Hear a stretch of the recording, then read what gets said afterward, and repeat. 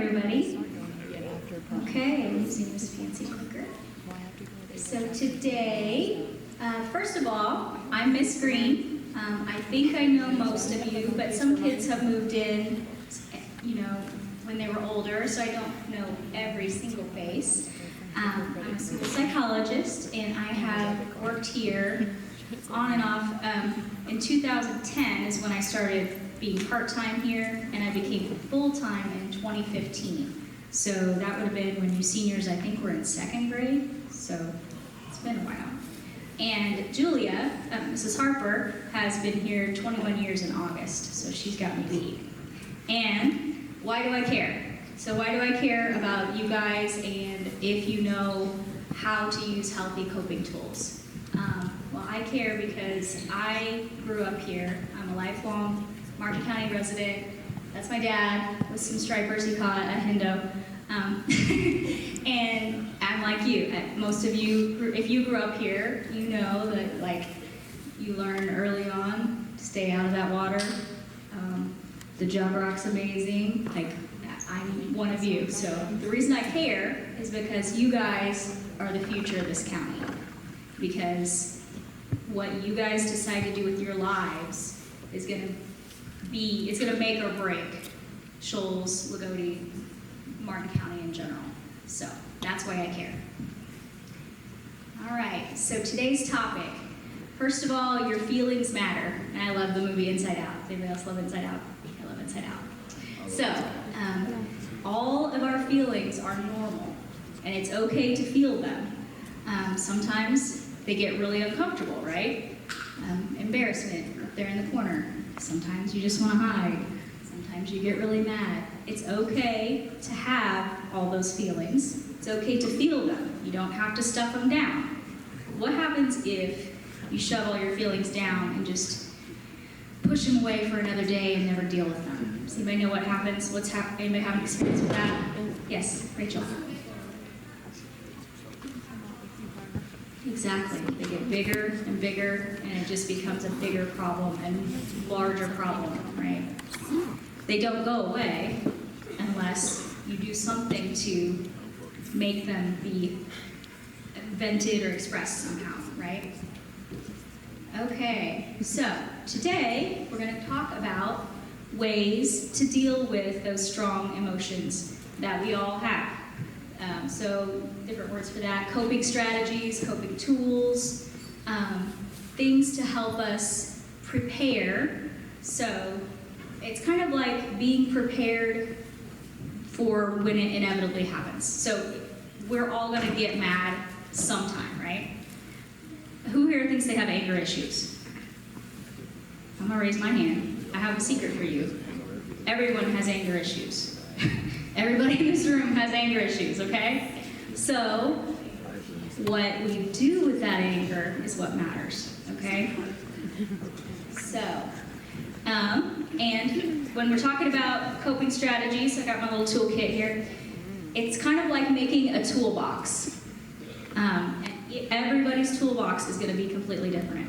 Not one kid in here is going to have their toolbox have the same strategies as one other kid. It's completely yours. And so, for you to figure out what works for you, you have to think about it now.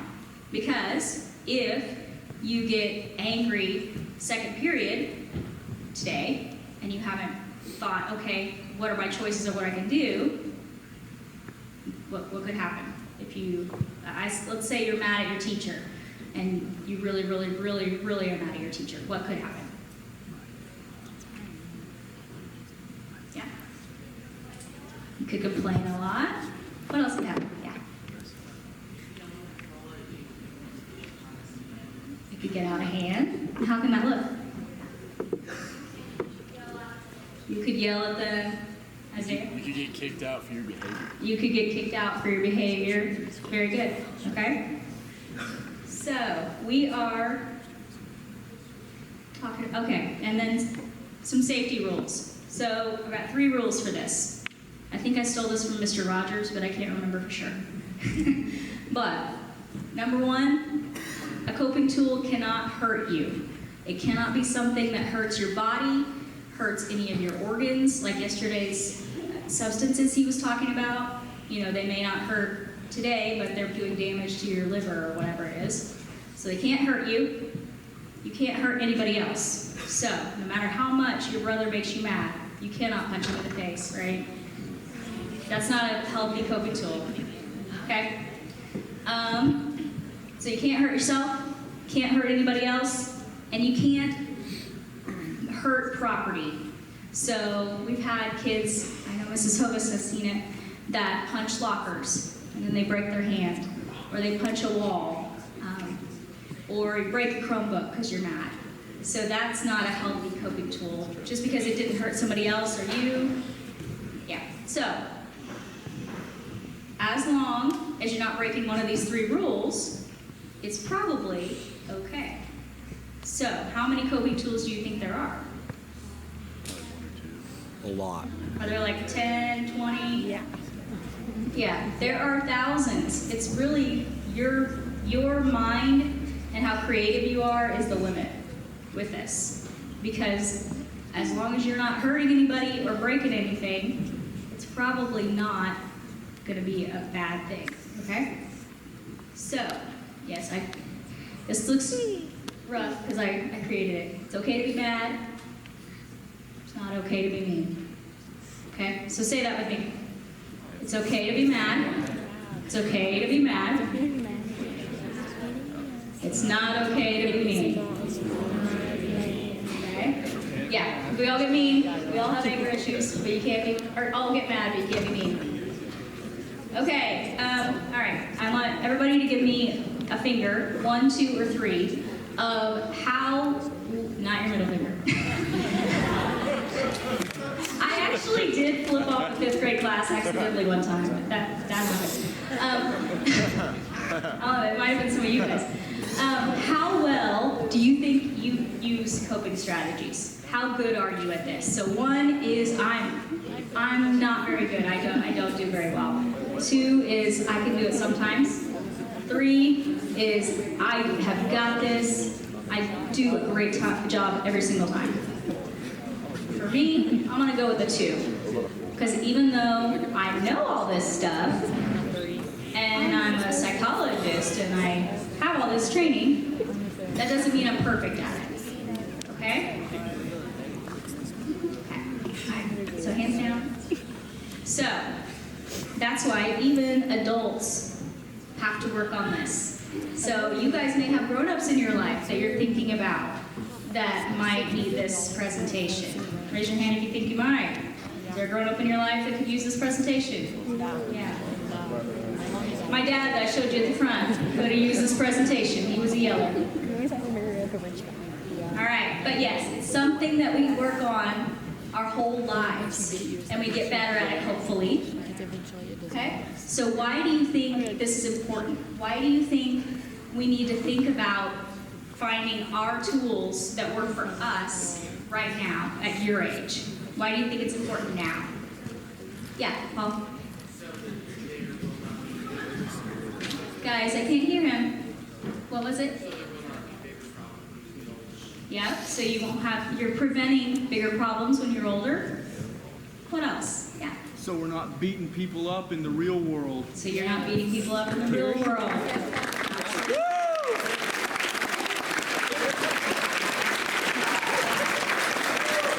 That's why, that is actually a screenshot of this morning's Martin County app. I check it every day. I don't know why. Do you guys check it a lot? That inmate search breaks my heart because more often than not, there's a kid. I mean, it's not a kid anymore, but to me, it's a kid that I knew, like you guys, that I talked to in the library about coping tools, and they didn't make great choices, and now they're in the inmate search. But so. Yes, so you don't beat people up in real life. Why else? Why else is it important? Yeah.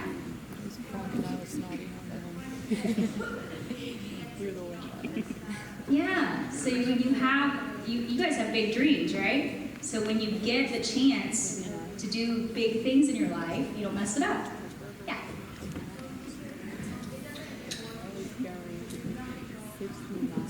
Exactly. So you guys are the perfect age to start thinking about this because it's going to affect every part of your life, right? All your relationships, whether it's friends, partners later, your kids. If you learn how to manage your stress and your emotions better, it's going to affect all of those areas. What about jobs later? How do you think this will help you with jobs later? Let's see, Rachel.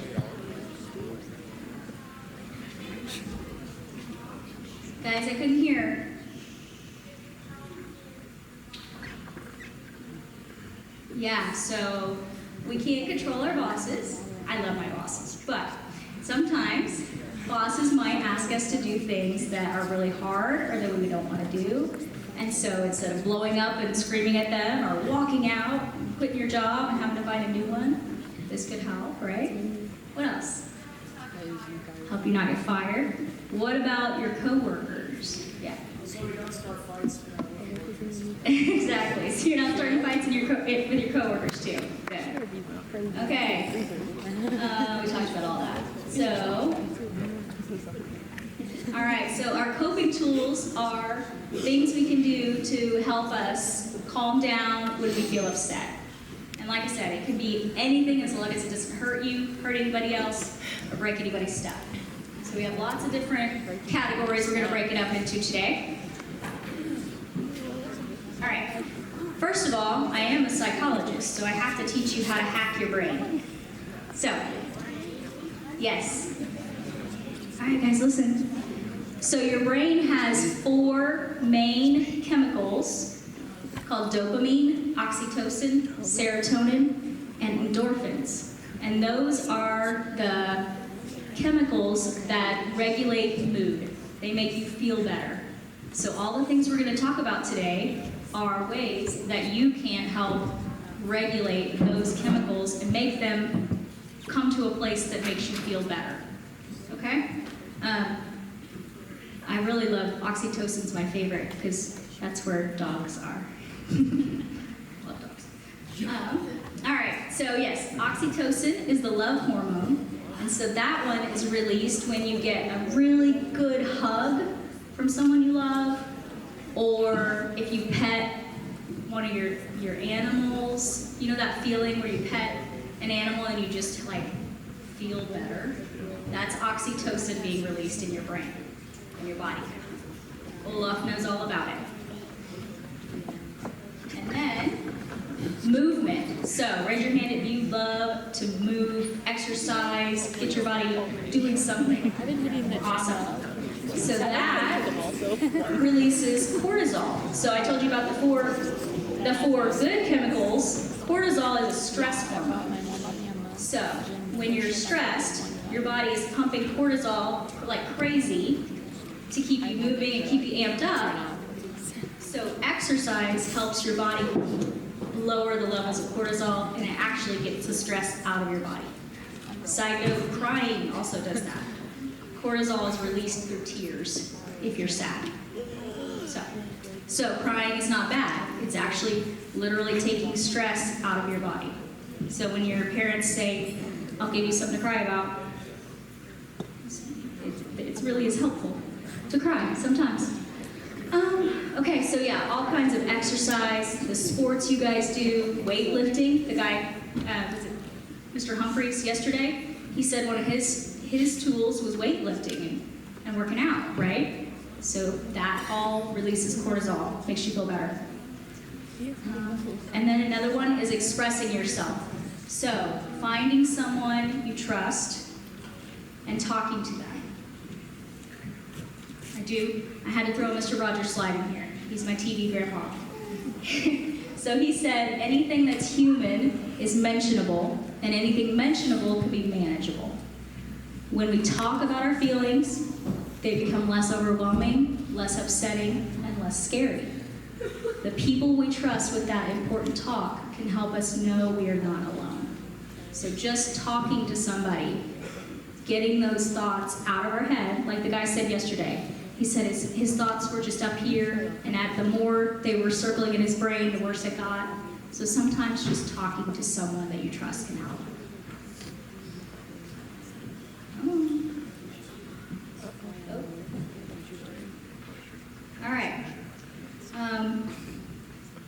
strategies, things like naming your feeling. So sometimes if we're really upset, we don't know how we're feeling, so we just have to say, okay, I'm feeling exhausted. I'm feeling super stressed. So just giving it a name can help. Talking, writing. So some of you are really good writers, right? Does anybody like journaling? Writing down your thoughts? Awesome. So that falls in this category. So just writing it down. And sometimes I've heard therapists recommend that you write down whatever's bothering you and just crumple it up and throw it away. Or, you know, you can do different things with it. And then, how many of you love art and creativity? Awesome. So that helps too. So getting creative can help boost those good chemicals in your brain. That includes, so art, making music, and you guys that are in the drama club now, that falls into this category. Just getting with people and being in a group and doing things like singing or playing in the band, there's actually research that says that helps you feel better too. All right? And then there are things that can just calm your body. So if you're really amped up, you can do things like take some deep breaths. And I know I've taught most of you how to take a deep breath, but we're going to practice it now. So everybody sit up for me. Sit up tall, nice and straight. Okay. All right, we gotta be quiet. All right, we're gonna breathe in through our nose and out through our mouth. So, that is the coping tool that you can use anywhere. And people don't have to know that you're stressed out. You can just take some deep breaths and that actually helps your brain get back to not being stressed. So, deep breaths, relaxing your muscles. So there are a lot of different like muscle relaxation things online. There are things that you can, they walk you through like relaxing the tip of your toes all the way up to your head. It's kind of cool if you're interested. Taking a walk. How many of you like to go like in the woods and walk around? Yeah. I do. Good. All right, guys, I'm almost done. Okay, this one's good. So I know a few of you like to sneak away to the bathroom when you're stressed, right?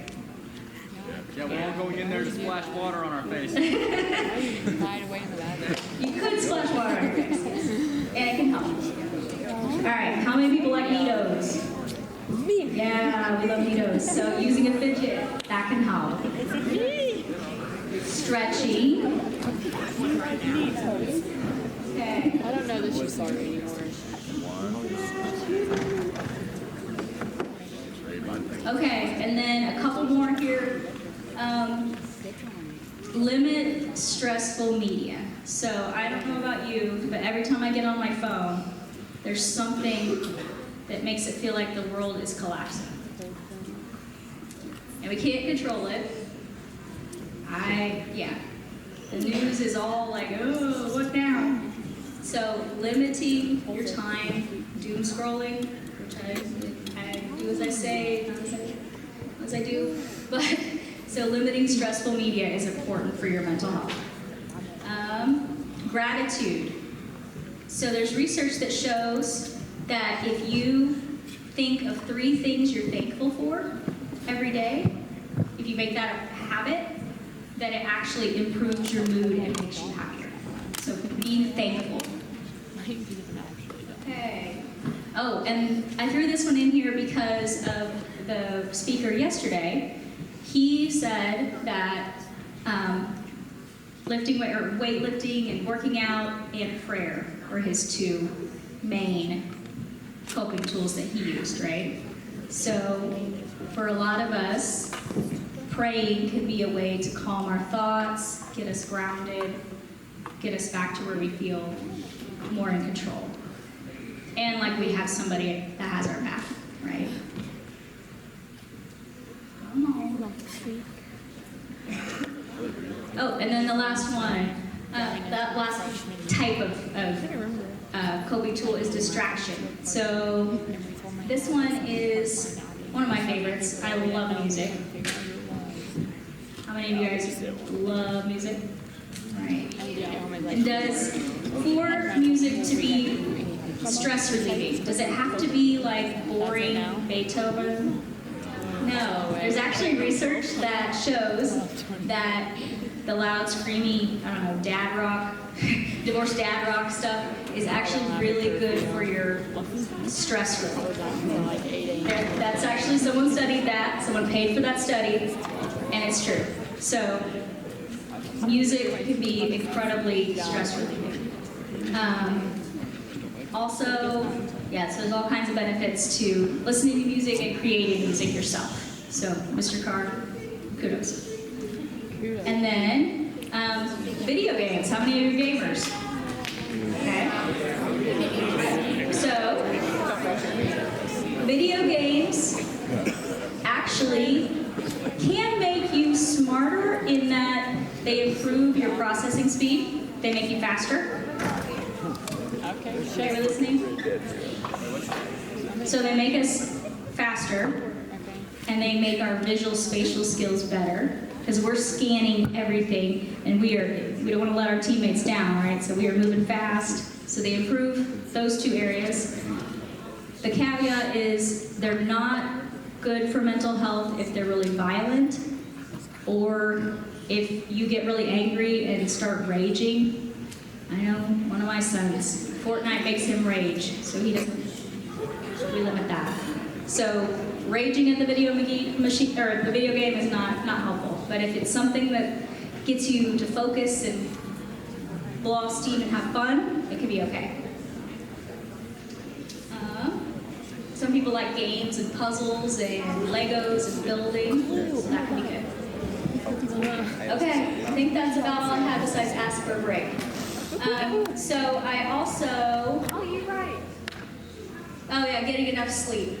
So, how much sleep do you think you're supposed to get? The recommendation. All right, someone make a guess. Raise your hand. Yeah. Maybe 12. Okay, so it's at least 8 to 10 hours of sleep. Now, raise your hand if you think you get 8 to 10 hours of sleep a night. I get 7. I got like 2.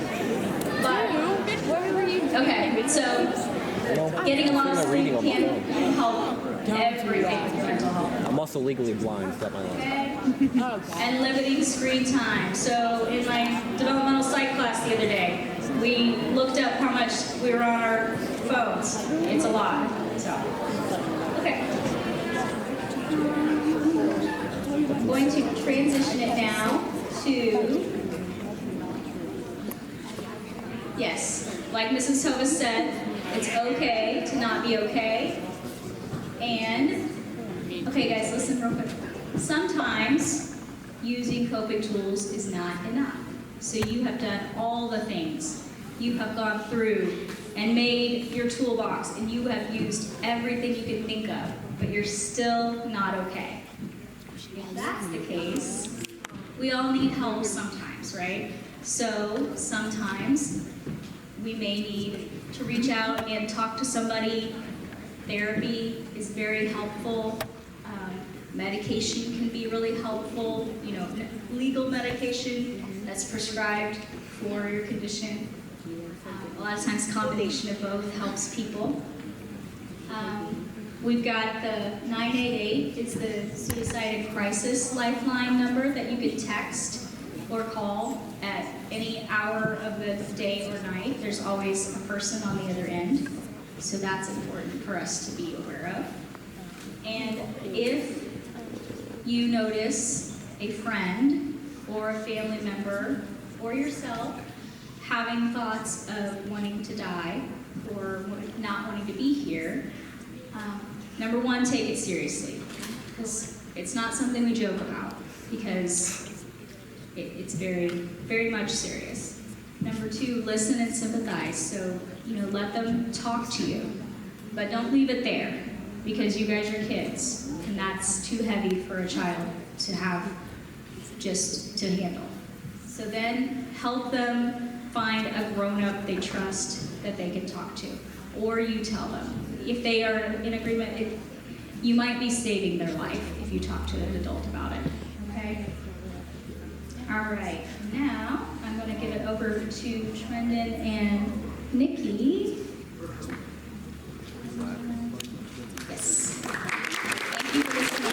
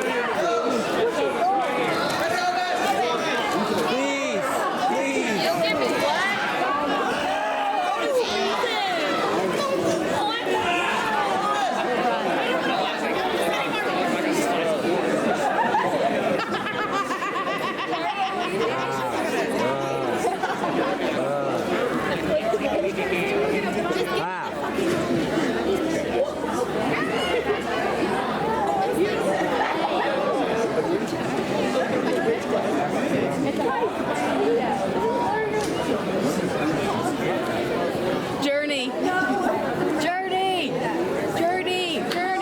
Spot the difference. Elliot, I just spot this. Sorry.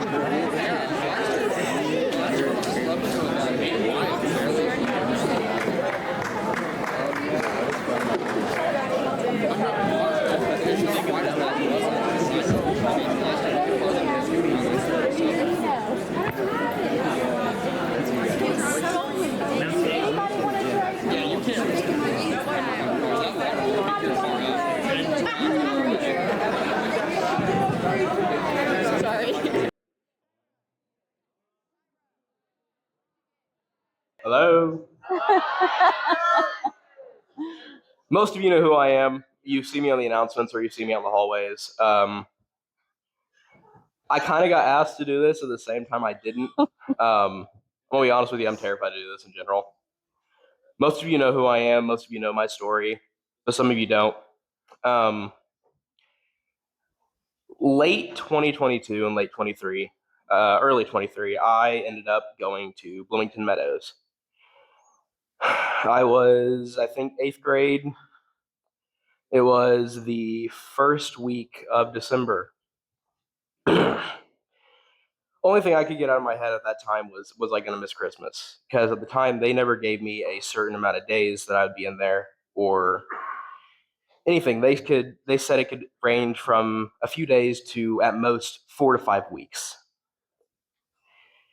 And I remember one thing about it the most is I was always terrified that I'd let almost everyone in my life down at that point. I struggled a lot with depression and anxiety, and they had at the time put me down with suicidal ideation. I had 2 attempts whenever I was middle of the 8th grade year, and that was with, I will say, a pistol. I put it to my head and I did pull the trigger at the time. With that itself, over time, I learned to slowly cope with it. My coping at the time was writing it down, yelling at the top of my lungs, or just walking. It's something that you don't see a lot today, but we see it a lot more than we should. Everyone deals with struggles that they can't handle. And at that point, you're not alone in that. That's something I will always say. You're not alone. People care for you. Everyone is here for you. When I was going through that time, I had thought no one was there for me. I was going through a rough time myself, thoughts in the head that you can never control. And that's one thing they don't really say about suicide or ideation or depression or anxiety. Your thoughts are with you 24 hours, 7 days a week, nonstop, whether you're sleeping standing, or just walking through the halls, it follows you like a demon, and it always will and always has. It's something you can never fully get rid of, but you can learn to cope with it with, as Miss Green said, medication, talking to a psychiatrist or a therapist. You can learn how to slowly push it back farther with it still being there. I didn't talk to anyone until November 29th or 31st is when I went to my mother myself, middle of the night, and I looked at her. I said, I need to go. I don't feel safe in my own head. I don't feel safe to myself. And my mother at the time was halfway asleep, and I don't think I've seen my mom wake up so quick in that matter. Because at that point, you're at an area in your life where you don't want to be here. Whenever you see someone jump up as quick as my mother did that night, it relights some of that in you. Most of you know who I am, but you don't know this part. I said that already. I know I did. But then I went in the middle or end of March. That one was for another thing, suicidal ideation, and that was with another attempt and writing.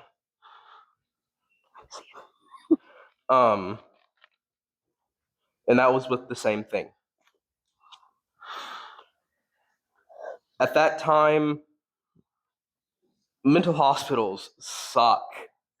I'm going to be completely and totally honest. I've been twice, don't ever want to go again. The amount of fights, drama, and the possibility of getting cavity searched for someone missing utensils or anything is unreal. At my time at Meadows, both times I seen 2 people try to kill themselves inside of the facility. It's a real thing that people don't understand, or they do and just don't want to talk about it. I take mental health very, very seriously in this matter because I was once in those shoes, and I want to do everything I can to help someone with that. If you ever need anyone to talk to or call about anything, call 988 or text it. Or hell, if you need to, text me. Excuse my language, but Michael. I'm just being completely honest. But I'm being serious about it. Mental health to me, it carries you throughout your day, through your week, through your whole life, and you live with it 24/7. And there's nothing you can do to get rid of it. At the time, I thought medication would help me. It's not for everyone. Not for everyone. I'm saying. Okay, but she was on it for a little while. It did help. I was on medication for, I want to say, about a year and a half. And over time, you can start to control it without the medication. Not Am all I the saying time. that's for everyone? Absolutely not. Everyone is different in their own areas with it and with their own proceeds of it. That's all I really have to say. Yeah. No, You're fine. You've done a good job. I'm going to go sit down.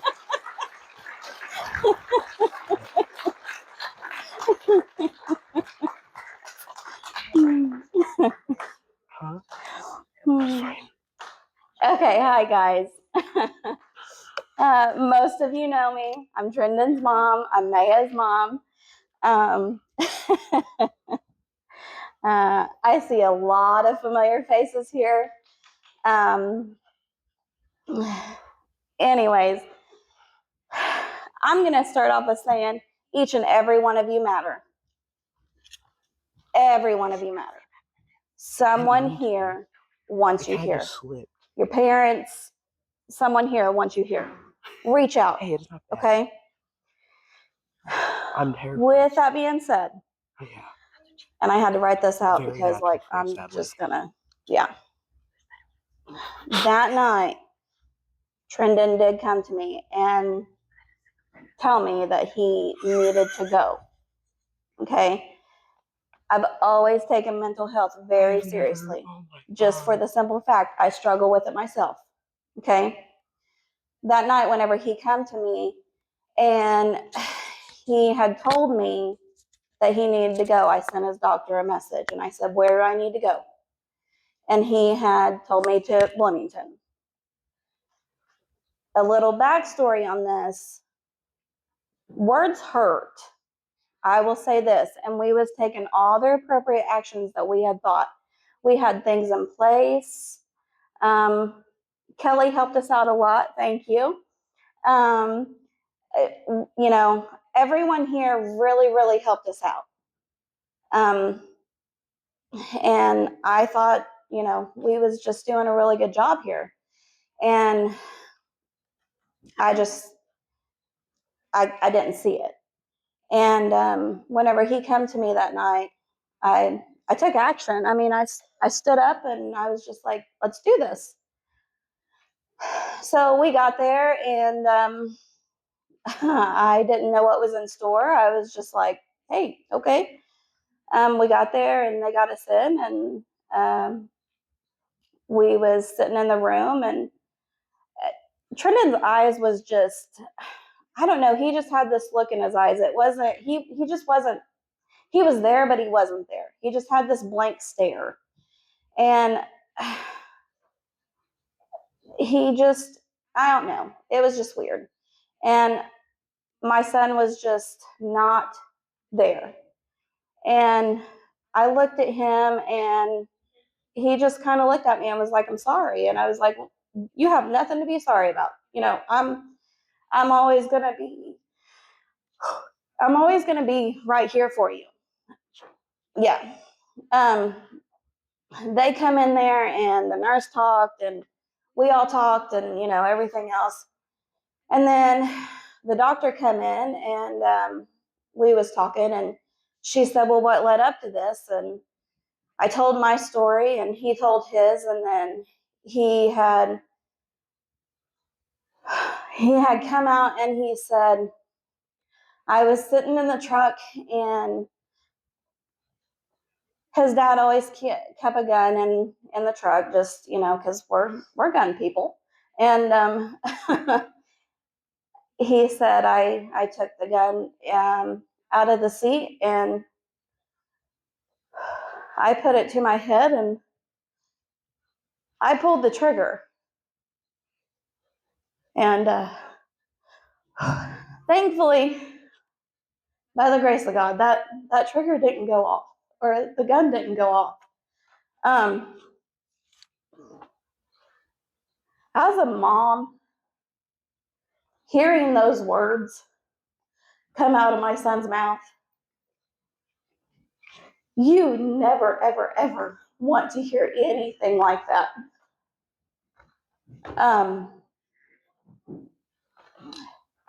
I really, really felt as if I failed as a parent.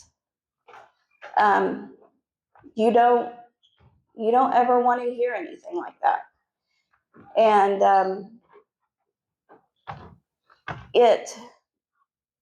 I wanted to throw up. I didn't know what to do. I literally broke down in tears.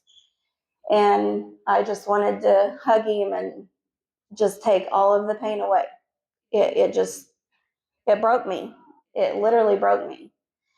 And we sat there, we talked, you know, more and everything else. And so they finished up the assessment, and they was like, okay, we'll keep him, and, you know, he's going to be admitted and everything. And I was like, okay. And I asked about how long he was going to stay, and they was like, we don't really know. It could be 2 weeks, you know, it could be longer, it could be less. We just don't know. It's going to depend on how things go in here. And I was like, okay. And the only thing that I'm sitting here thinking is, we got Christmas here in about 2 weeks. I'm just not sure if I'm going to have my son back. And I was like, I'll just tackle it as it goes, though. So I go to leave, and he had on an orange jacket, and it had a string in it, and there was a metal zipper. And I don't think he was able to wear that jacket. Was you? Reason for that. I'll get to that. I got that in me. But I had to take the jacket because he couldn't have anything with strings in it, and the metal zipper, he couldn't have anything like that. And then I think, did you have your boots? No, I can't wear those. He had his boots on, and he couldn't wear those, so I had to take his boots. With that being said, I mean, it was cold in there. It was really cold. The chairs were cold and they were heavy. You couldn't really move them because, I mean, well, like he said, it's not fun in there. um, so I remember hugging him, and I'm crying. I mean, I'm crying. And he looks at me and he's like, "It's okay, Mom, just go. I'm right where I need to be." And as a mom, and you hearing your kid tell you, just go, I'm gonna tell you, from a parent's point of view, you never want to hear that. And that's whenever you know that your kid's really going through a lot. And it is probably 2:30, 3 o'clock in the morning, and I'm coming back from Bloomington, and it was by the grace of God that I made it home, because it's raining, it's cold, and I hate driving at night. I hate driving in Bloomington. And I don't know how I made it home, because it was bad. I ended up making it home about 4:30 or so, and I didn't sleep. I didn't sleep all that day. I maybe got an hour's worth of sleep. We ended up taking him more clothes that day. He ended up getting out like 4 days later. That day, after we took the clothes, I did call and we checked on him and everything else. But I tell you what, that was the longest 4 days of my life.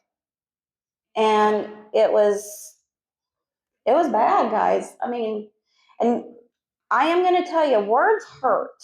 Okay. And you don't understand how bad these words get to kids. And it seems to, I think it seems to hit around middle school, and because that's where his started at. And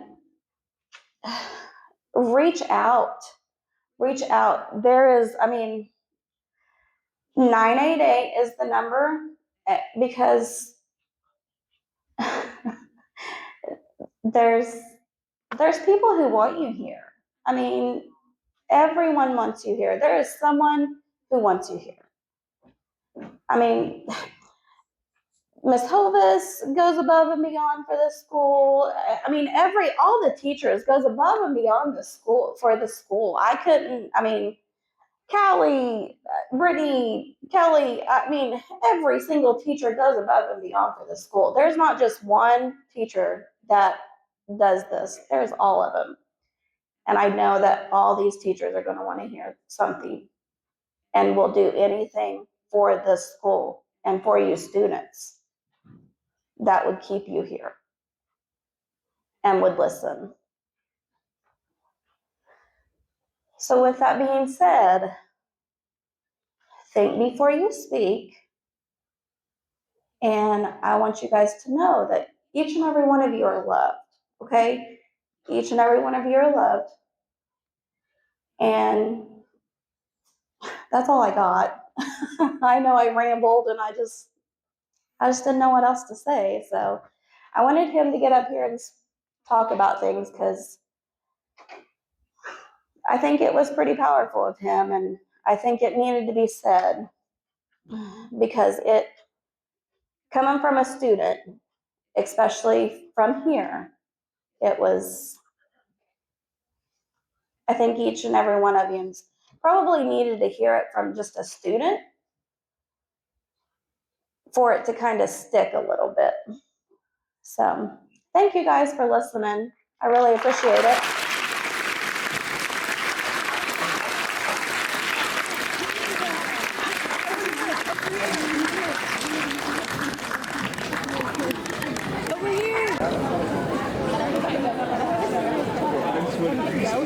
All right, we have one last round of speakers there through our community corrections. Let's welcome Melody and Emily.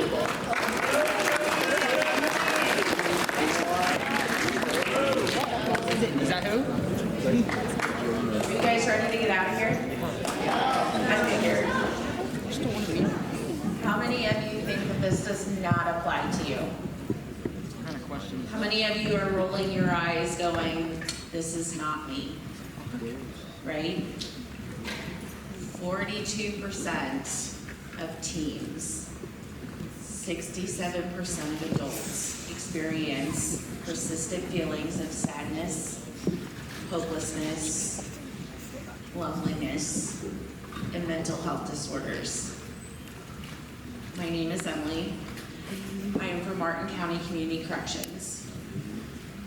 Mental health among all of us is on the rise. Anxiety is one of the biggest and leading causes.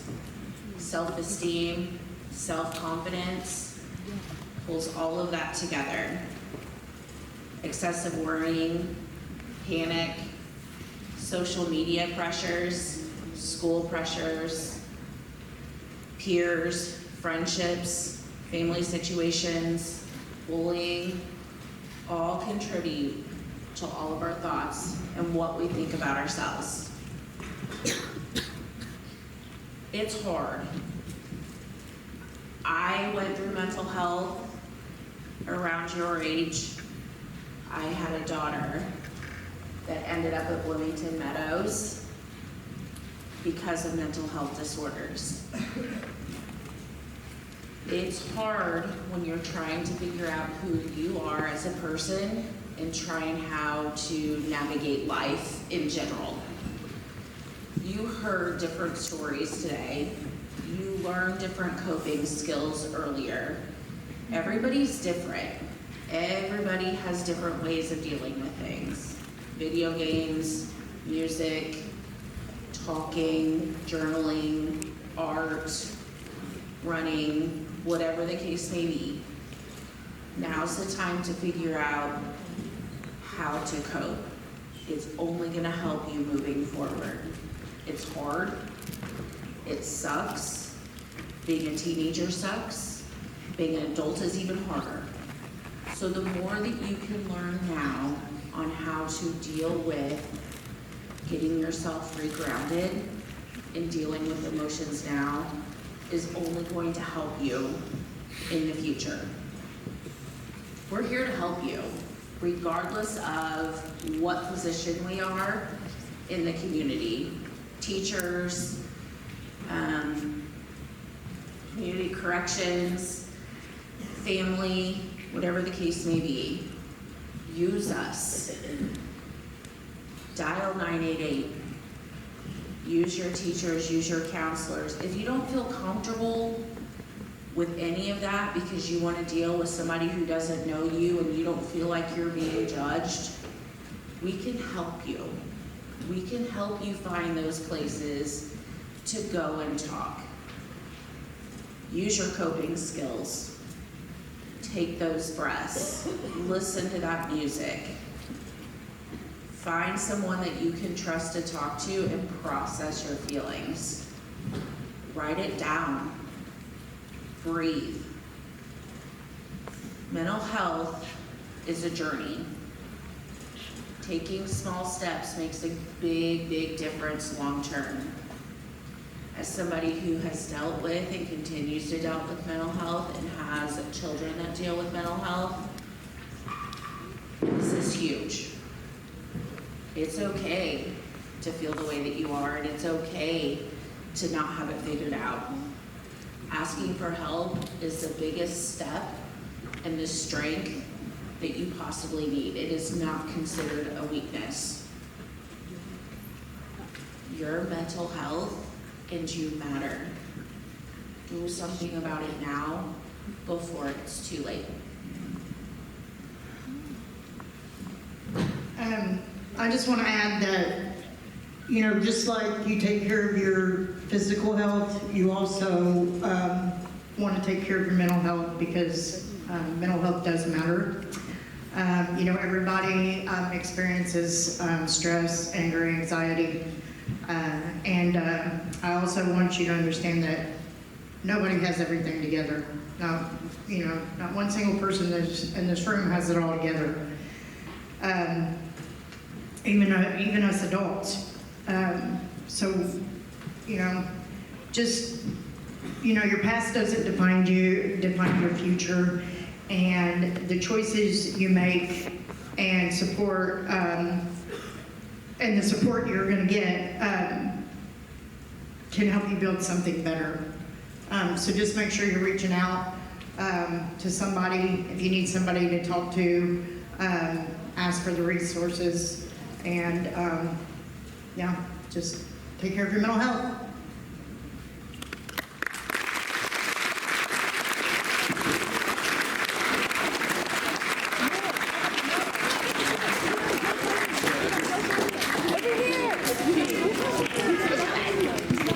All right, so remember, let's give our guest speakers today another round.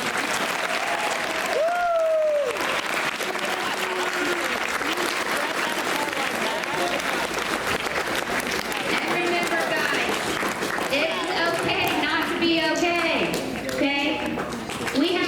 We have something here that most schools don't even have. Most larger schools don't even have. We have a counseling center right here within our school, the Rock Center. We have Kelly, we have Brittany, we have Julia, we have Myrna, we have Callie, and you have all the wonderful staff. We care about you. We want you to stay another day, okay? All right, so you're going to divide up where you were yesterday in the sections of the gym to get your tickets. Thank you for being good listeners.